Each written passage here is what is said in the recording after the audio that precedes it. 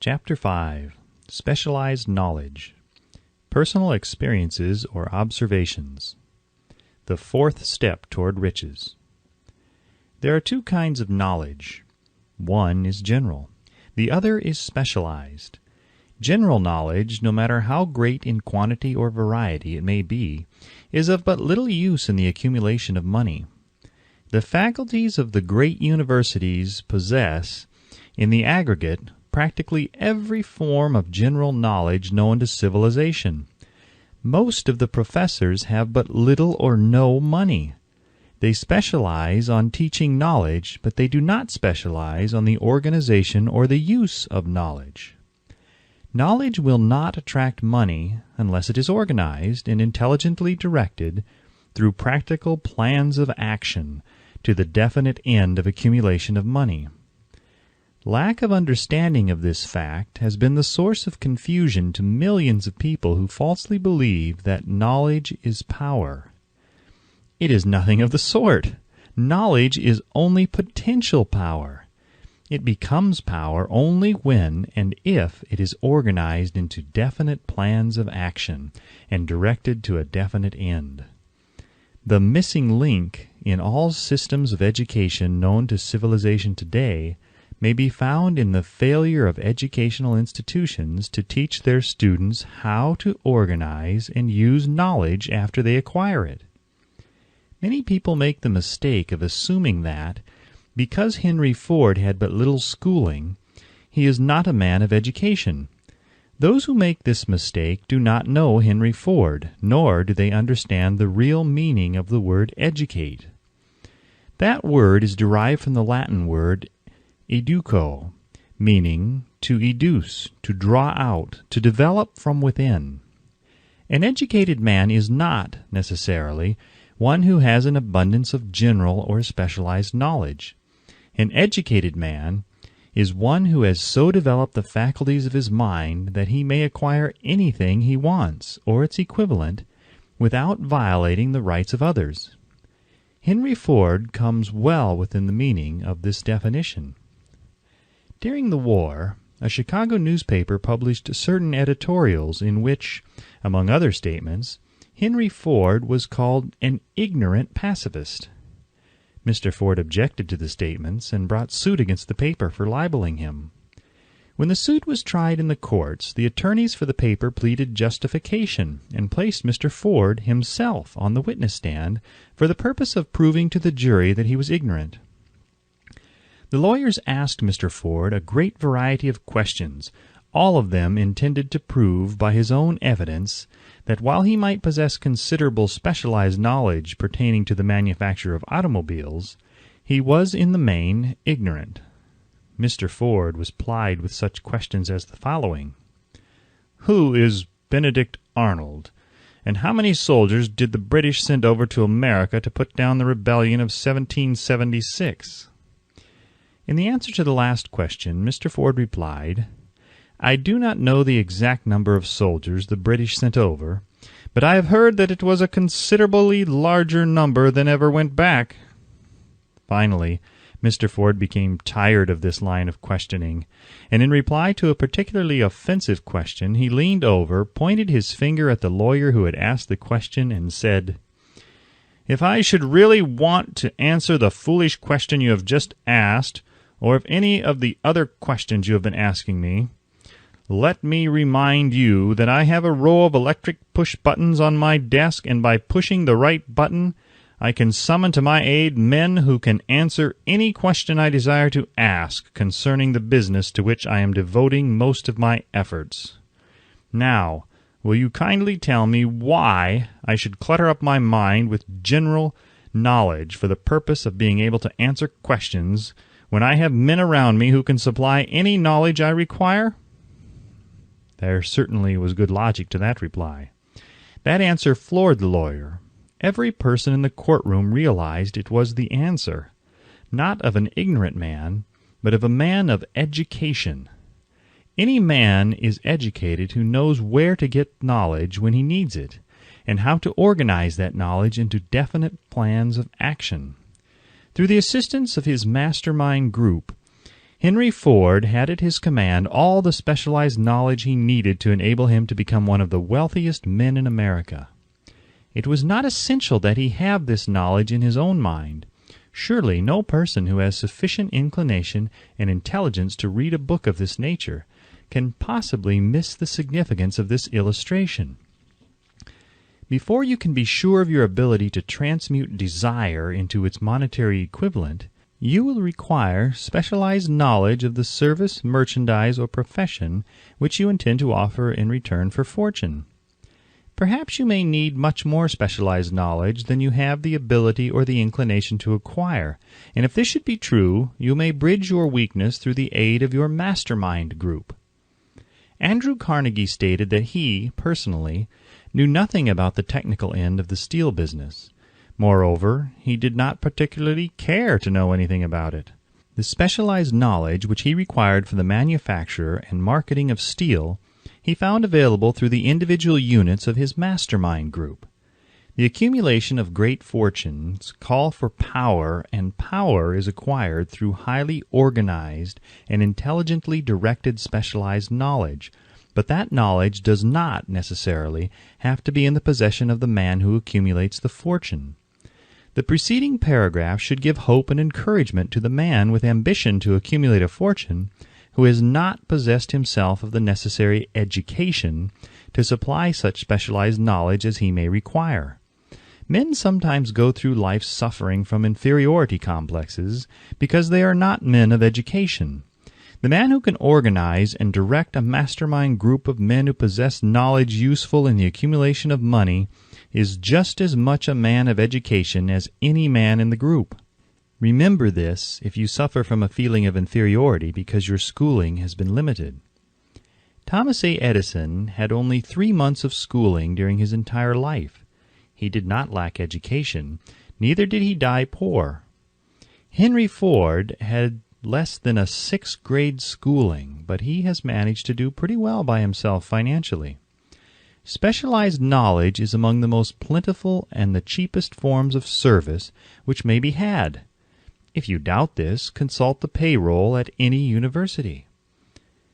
It pays to know how to purchase knowledge. First of all, decide the sort of specialized knowledge you require and the purpose for which it is needed. To a large extent, your major purpose in life, the goal toward which you are working, will help determine what knowledge you need. With this question settled, your next move requires that you have accurate information concerning dependable sources of knowledge. The more important of these are A. One's own experience and education. B. Experience and education available through cooperation of others, Mastermind Alliance. C. Colleges and universities. D. Public libraries, through books and periodicals in which may be found all the knowledge organized by civilization. E. Special training courses, through night schools and home study schools in particular. As knowledge is acquired, it must be organized and put into use for a definite purpose through practical plans. Knowledge has no value except that which can be gained from its application toward some worthy end. This is one reason why college degrees are not valued more highly. They represent nothing but miscellaneous knowledge. If you contemplate taking additional schooling, first determine the purpose for which you want the knowledge you are seeking. Then learn where this particular sort of knowledge can be obtained from reliable sources. Successful men in all callings never stop acquiring specialized knowledge related to their major purpose, business, or profession. Those who are not successful usually make the mistake of believing that the knowledge acquiring period ends when one finishes school. The truth is that schooling does little more than to put one in the way of learning how to acquire practical knowledge. With this changed world, which began at the end of the economic collapse, came also astounding changes in educational requirements. The order of the day is specialization. This truth was emphasized by Roger P. Moore, Secretary of Appointments of Columbia University. Specialists most sought. Particularly sought after by employing companies are candidates who have specialized in some field, business school graduates with training in accounting and statistics, engineers of all varieties, journalists, architects, chemists, and also outstanding leaders and activity men of the senior class. The man who has been active on the campus, whose personality is such that he gets along with all kinds of people and who has done an adequate job with his studies, has a most decided edge over the strictly academic student. Some of these, because of their all-around qualifications, have received several offers of positions, a few of them as many as 6. In departing from the conception that the straight-A student was invariably the one to get the choice of the better jobs, Mr. Moore said that most companies look not only to academic records but to activity reports and personalities of the students. One of the largest industrial companies, the leader in its field, in writing to Mr. Moore concerning prospective seniors at the college, said, "We are interested primarily in finding men who can make exceptional progress in management work. For this reason we emphasize qualities of character, intelligence, and personality far more than specific educational background." Apprenticeship proposed. Proposing a system of apprenticing students in offices, stores, and industrial occupations during the summer vacation, Mr. Moore asserts that after the first 2 or 3 years of college, every student should be asked to choose a definite future course and to call a halt if he has been merely pleasantly drifting without purpose through an unspecialized academic curriculum. Colleges and universities must face the practical consideration that all professions and occupations now demand specialists, he said, urging that educational institutions accept more direct responsibility for vocational guidance. One of the most reliable and practical sources of knowledge available to those who need specialized schooling is the night schools operated in most large cities. The correspondence schools give specialized training anywhere the U.S. mails go, on all subjects that can be taught by the extension method. One advantage of home study training is the flexibility of the study program, which permits one to study during spare time. Another stupendous advantage of home study training, if the school is carefully chosen, is the fact that most courses offered by home study schools carry with them generous privileges of consultation, which can be of priceless value to those needing specialized knowledge. No matter where you live, you can share the benefits. Anything acquired without effort and without cost is generally unappreciated, often discredited. Perhaps this is why we get so little from our marvelous opportunity in public schools. The self-discipline one receives from a definite program of specialized study makes up to some extent for the wasted opportunity when knowledge was available without cost. Correspondence schools are highly organized business institutions. Their tuition fees are so low that they are forced to insist upon prompt payments. Being asked to pay, whether the student makes good grades or poor, has the effect of causing one to follow through with the course when he would otherwise drop it. The correspondence schools have not stressed this point sufficiently, for the truth is that their collection departments constitute the very finest sort of training on decision, promptness, action, and the habit of finishing that which one begins. I learned this from experience more than 25 years ago. I enrolled for a home study course in advertising. After completing 8 or 10 lessons, I stopped studying, but the school did not stop sending me bills. Moreover, it insisted upon payment whether I kept up my studies or not. I decided that if I had to pay for the course, which I had legally obligated myself to do, I should complete the lessons and get my money's worth. I felt at the time that the collection system of the school was somewhat too well organized, but I learned later in life that it was a valuable part of my training for which no charge had been made. Being forced to pay, I went ahead and completed the course. Later in life, I discovered that the efficient collection system of that school had been worth much in the form of money earned, because of the training in advertising I had so reluctantly taken.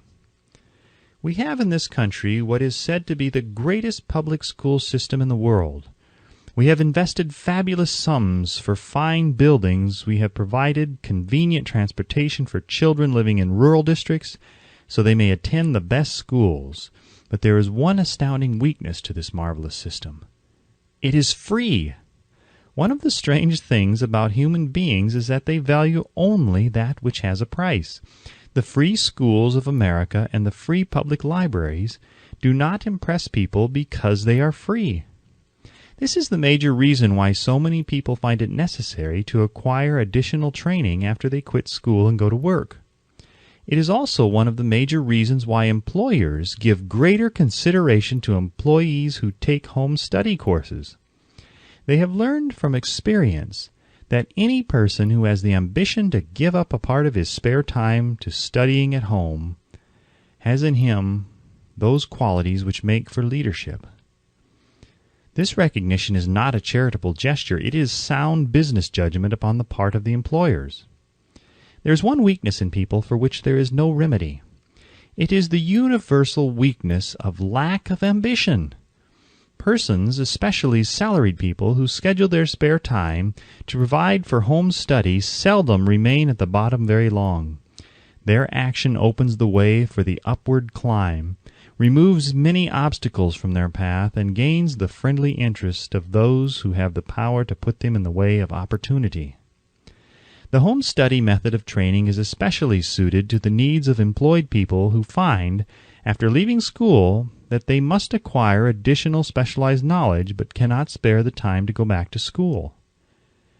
The changed economic conditions prevailing since the Depression have made it necessary for thousands of people to find additional or new sources of income. For the majority of these, the solution to their problem may be found only by acquiring specialized knowledge. Many will be forced to change their occupations entirely. When a merchant finds that a certain line of merchandise is not selling, he usually supplants it with another that is in demand. The person whose business is that of marketing personal services must also be an efficient merchant. If his services do not bring adequate returns in one occupation, he must change to another, where broader opportunities are available. Stuart Austin Weir prepared himself as a construction engineer and followed this line of work until the Depression limited his market to where it did not give him the income he required. He took inventory of himself, decided to change his profession to law, went back to school, and took special courses by which he prepared himself as a corporation lawyer. Despite the fact that the Depression had not ended, he completed his training, passed the bar examination, and quickly built a lucrative law practice in Dallas, Texas. In fact, he is turning away clients. Just to keep the records straight and to anticipate the alibis of those who will say, "I couldn't go to school because I have a family to support," or "I'm too old," I will add the information that Mr. Weir was past 40 and married when he went back to school.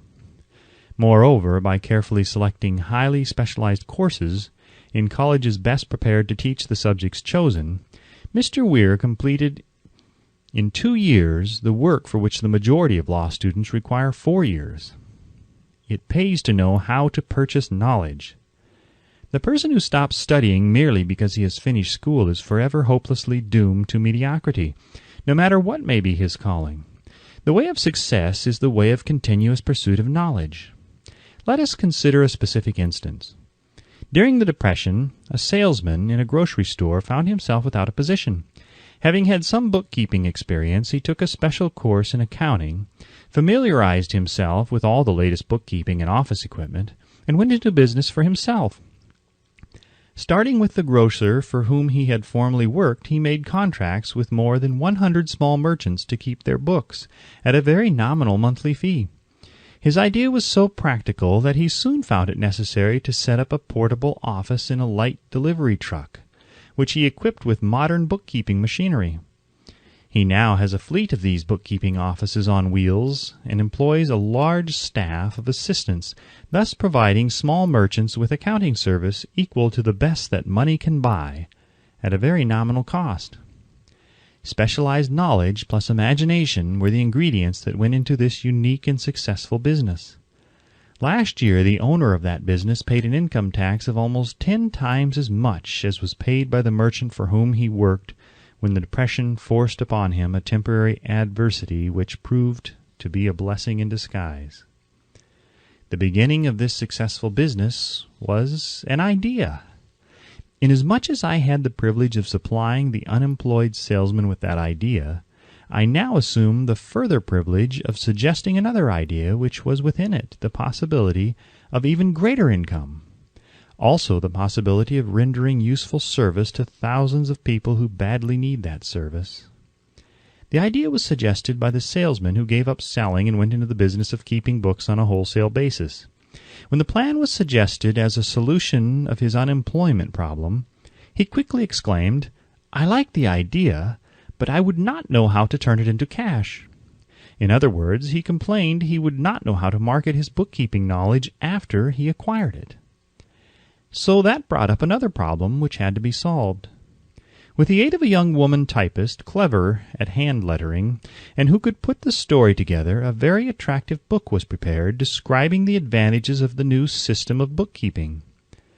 The pages were neatly typed and pasted in an ordinary scrapbook, which was used as a silent salesman with which the story of this new business was so effectively told that its owner soon had more accounts than he could possibly handle. There are thousands of people all over the country who need the services of a merchandising specialist capable of preparing an attractive brief for use in marketing personal services. The aggregate annual income from such a service might easily exceed that received by the largest employment agency, and the benefits of the service might be made far greater to the purchaser than any to be obtained from an employment agency. The idea here described was born of necessity to bridge an emergency which had to be covered, but it did not stop by merely serving one person. The woman who created the idea has a keen imagination.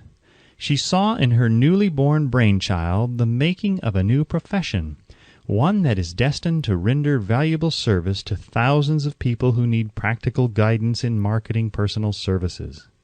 Spurred to action by the instantaneous success of her first prepared plan to market personal services, this energetic woman turned next to the solution of a familiar problem for her son, who had just finished college, but had been totally unable to find a market for his services. The plan she originated for his use was the finest specimen of merchandising of personal services I have ever seen. When the plan book had been completed, it contained nearly 50 pages of beautifully typed, properly organized information, telling the story of her son's native ability, schooling, personal experiences, and a great variety of other information too extensive for description. The plan book also contained a complete description of the position her son desired, together with a marvelous word picture of the exact plan he would use in filling the position. The preparation of the plan book required several weeks' labor, during which time its creator sent her son to the public library almost daily to procure data needed in selling his services to best advantage. She sent him also to all the competitors of his prospective employer, and gathered from them vital information concerning their business methods, which was of great value in the formation of the plan he intended to use in filling the position he sought. When the plan had been finished, it contained more than half a dozen very fine suggestions for the use and benefit of the prospective employer. The suggestions were put into use by the company. One may be inclined to ask, why go to all this trouble to secure a job? The answer is straight to the point. Also, it is dramatic, because it deals with a subject which assumes the proportion of a tragedy with millions of men and women whose sole source of income is personal services. The answer is, doing a thing well never is trouble. The plan, prepared by this woman for the benefit of her son, helped him get the job for which he applied at the first interview at a salary fixed by himself. Moreover, and this too is important, the position did not require the young man to start at the bottom. He began as a junior executive at an executive's salary. Why go to all this trouble, do you ask? Well, for one thing, the planned presentation of this young man's application for a position clipped off no less than 10 years of time he would have required to get to where he began, had he started at the bottom and worked his way up. The idea of starting at the bottom and working one's way up may appear to be sound, but the major objection to it is this: too many of those who begin at the bottom never manage to lift their heads high enough to be seen by opportunity, so they remain at the bottom. It should be remembered also that the outlook from the bottom is not very bright or encouraging. It has a tendency to kill off ambition. We call it getting into a rut, which means that we accept our fate because we form the habit of daily routine, a habit that finally becomes so strong we cease to try to throw it off. And that is another reason why it pays to start 1 or 2 steps above the bottom. By so doing, one forms the habit of looking around, of observing how others get ahead, of seeing opportunity, and of embracing it without hesitation. Dan Halpin is a splendid example of what I mean. During his college days, he was manager of the famous 1930 National Championship Notre Dame football team when it was under the direction of the late Knute Rockne. Perhaps he was inspired by the great football coach to aim high and not mistake temporary defeat for failure, just as Andrew Carnegie, the great industrial leader, inspired his young business lieutenants to set high goals for themselves. At any rate, young Halpin finished college at a mighty unfavorable time, when the Depression had made jobs scarce. So, after a fling at investment banking and motion pictures, he took the first opening with a potential future he could find: selling electrical hearing aids on a commission basis. Anyone could start in that sort of job, and Halpin knew it. But it was enough to open the door of opportunity to him. For almost 2 years he continued in a job not to his liking, and he would never have risen above that job if he had not done something about his dissatisfaction. He aimed first at the job of assistant sales manager of his company, and got the job. That one step upward placed him high enough above the crowd to enable him to see still greater opportunity. Also, it placed him where opportunity could see him. He made such a fine record selling hearing aids that A.M. Andrews, chairman of the board of the Dictograph Products Company, a business competitor of the company for which Halpin worked, wanted to know something about that man, Dan Halpin, who was taking big sales away from the long-established Dictograph Company. He sent for Halpin. When the interview was over, Halpin was the new sales manager in charge of the Acousticon division. Then, to test Halpin's mettle, Mr. Andrews went away to Florida for 3 months, leaving him to sink or swim in his new job. He did not sink. Knute Rockne's spirit of all the world loves a winner and has no time for a loser inspired him to put so much into his job that he was recently elected vice president of the company and general manager of the Acousticon and Silent Radio division, a job which most men would be proud to earn through 10 years of loyal effort. Halpin turned the trick in little more than 6 months.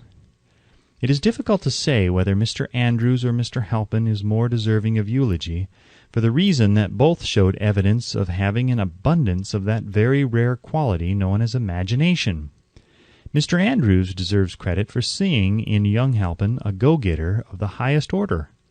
Halpin deserves credit for refusing to compromise with life by accepting and keeping a job he did not want.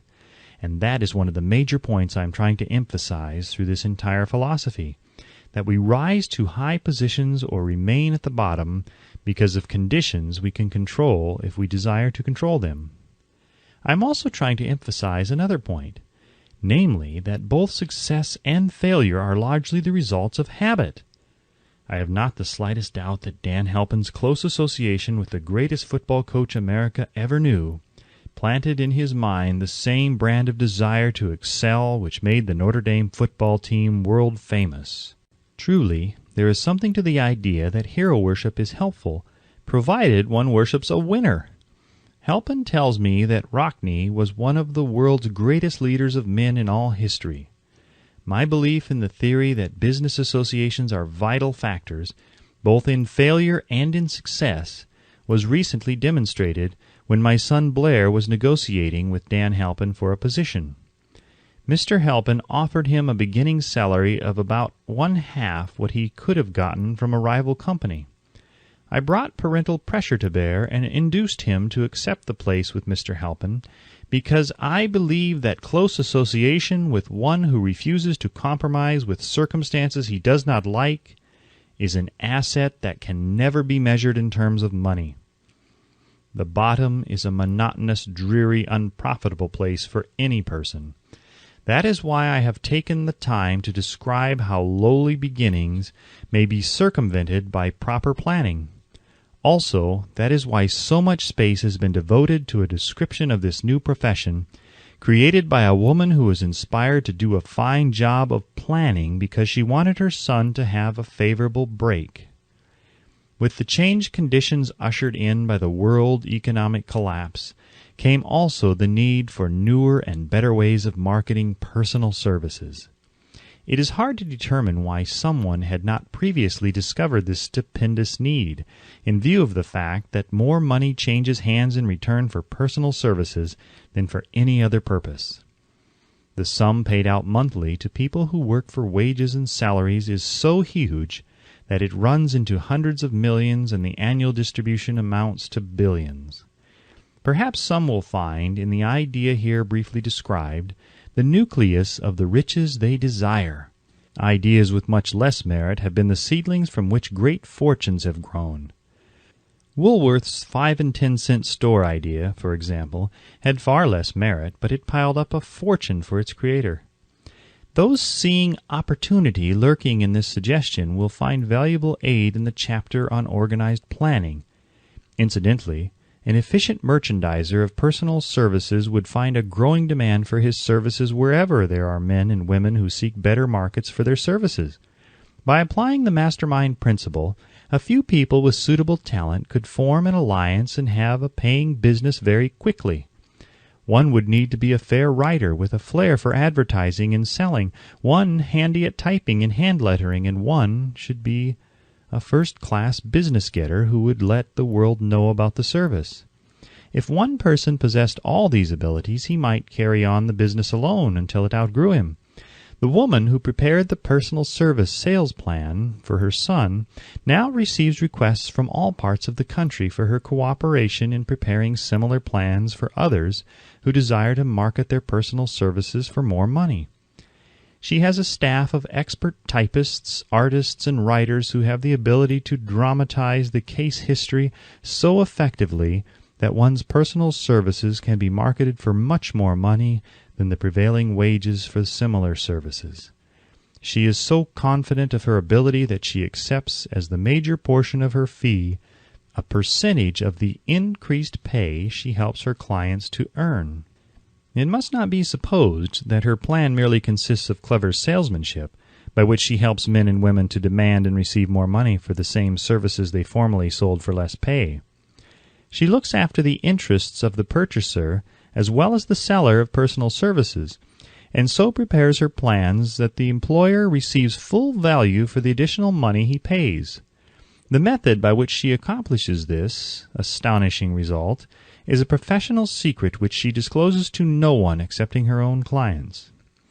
If you have the imagination and seek a more profitable outlet for your personal services, this suggestion may be the stimulus for which you have been searching. The idea is capable of yielding an income far greater than that of the average doctor, lawyer, or engineer whose education required several years in college. The idea is saleable to those seeking new positions, in practically all positions calling for managerial or executive ability, and those desiring rearrangement of incomes in their present positions. There is no fixed price for sound ideas. Back of all ideas is specialized knowledge. Unfortunately, for those who do not find riches in abundance, specialized knowledge is more abundant and more easily acquired than ideas.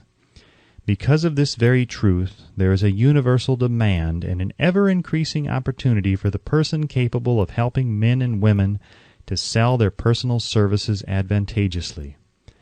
Capability means imagination, the one quality needed to combine specialized knowledge with ideas in the form of organized plans designed to yield riches. If you have imagination, this chapter may present you with an idea sufficient to serve as the beginning of the riches you desire. Remember, The idea is the main thing.